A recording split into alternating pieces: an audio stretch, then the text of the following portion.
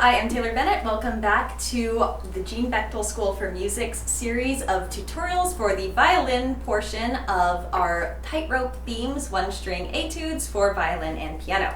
We are on our third etude in the book, which is titled The Masquerade. And now this is a waltz, and if you know anything about dancing, unlike me, you will know that a waltz is written in 3/4 time. So again, we are going to have the 1, 2, 3, 1, 2, 3 rhythm exactly like we did for song number 2.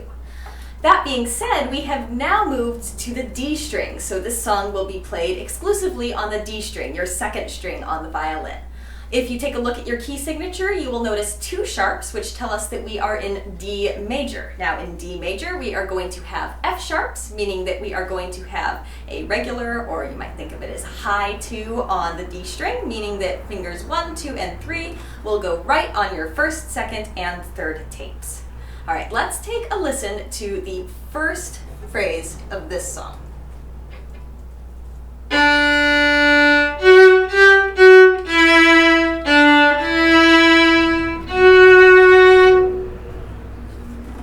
Nothing too crazy here. We don't have any eighth notes. We're just going to be focusing on quarter, half, and dotted half notes. No need to count for the ands, the 1 and 2 and 3 and, as long as you're keeping a very steady 1, 2, 3 count in your head.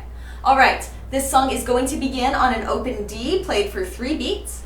Then the first fingered note we're going to play is a second finger. Up to third finger, back to second finger, down to first finger, open D, and then first and second fingers. All right, so we're going, this phrase is leading us somewhere, right? It's not complete. So as we're going, as we're playing, we're thinking of these fingers leading us in almost to the next phrase. Let's listen one more time, and then I'll continue into the second phrase.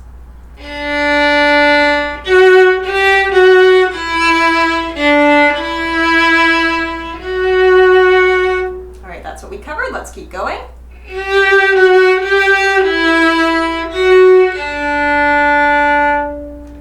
That's where it was leading us to. It was leading us all the way up to G and then working our way back down to D. So in this new section, we're going to have third, second, third finger, then first finger, second finger, and open D. Now you'll notice in this song there are some crescendos causing us to get a little louder and some decrescendos causing us to get quieter as we search for that open D to resolve the phrase. Let's listen one more time and then we'll continue on. All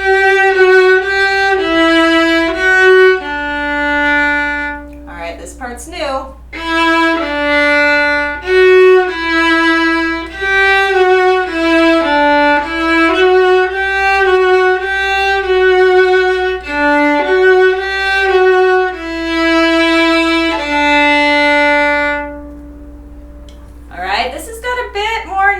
This has a few more notes in it, right? This is going to see our fingers needing a little bit of an extra workout. So we're going to start with first finger, open D, second finger, first finger. Then we're going to see a few measures of straight quarter notes. 3, 2, 1, D, 1, 2, 3, 2, 3. Just listen right there. It's almost like you're going backwards down a scale and then back up again.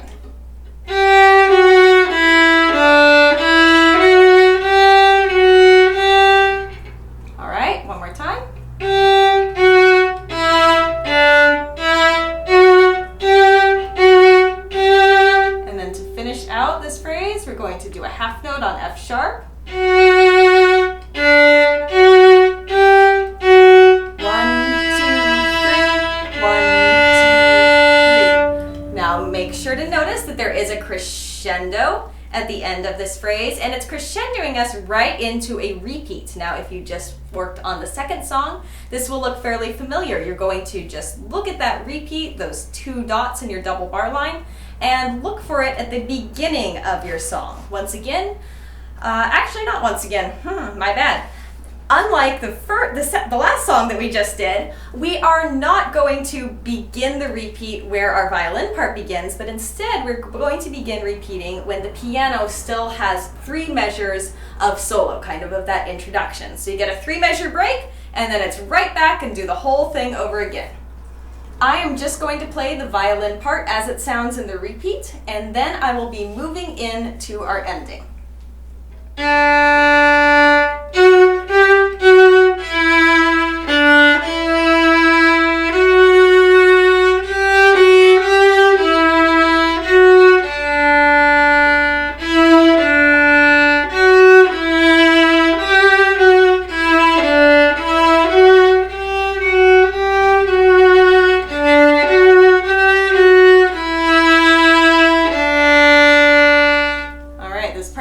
Listen carefully.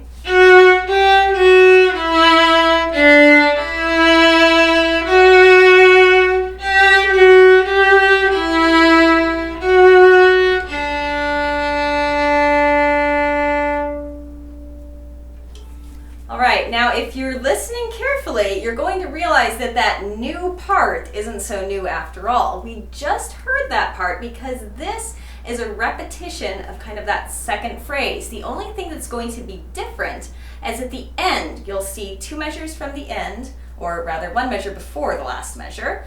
It says poco rit. Now that is an abbreviation for poco ritardando, which in Italian means a little bit of slowing down. So at this, you're going to just begin to relax that tempo a little bit as you imagine the dance coming to an end. Maybe you're getting tired, I don't know. But it's just a repeat of that second section. So there are no new notes here. It's just a new way of thinking about it and putting it together to conclude the song. All right, now that we've worked through the piece, let's hear how it would sound with the piano accompaniment.